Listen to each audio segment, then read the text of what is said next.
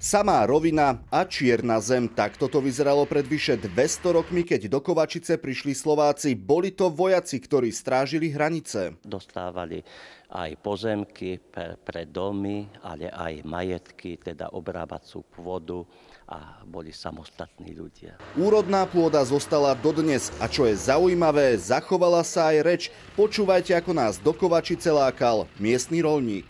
Tance, aj muzika, aj všetko sa udržiava naše slovenské.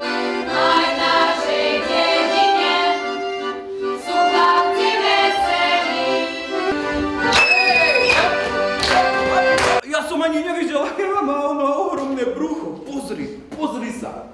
Každá česť. Slovenčina tuto v Vojvodine je trochu rozlišná od tej, ktorá sa hovorí na Slovensku.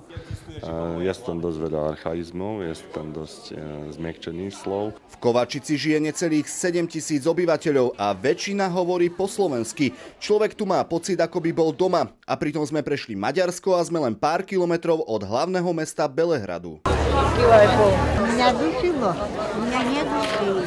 Slovenčinu počuť naozaj na každom rohu, dokonca sa aj vyučuje po slovensky. A žiaci sú hrdí, že sú Slováci. Slovenský je môj materinský jazyk. Nie je to ťažké, ak máte rád svoj materinský jazyk. Ako materinský jazyk sa učia, takže musia sa naučiť. Od založenia Kovačice Slovákmi uplynulo už 212 rokov, no puto medzi dnešnými obyvateľmi Kovačice a Slovenskom je stále obrovské. Dôkazom je aj týchto 350 vianočných darčekov. Darovali ich Slováci deťom v Kovačici, ktoré vyrastajú bez rodičov. Pán Boh túto spoluprácu požehnáva a že budeme môcť byť pri mnohých deťoch, ktoré to nemali v živote ľahké. Ľúbezná slovenčina, dobrosrdeční ľudia a pocit, ako by ste sa vrátili v čase. Taká je Kovačica. Slovenské mestečko v Srbsku, kde si odložíte na ulici bicykel a zamykať ho nemusíte.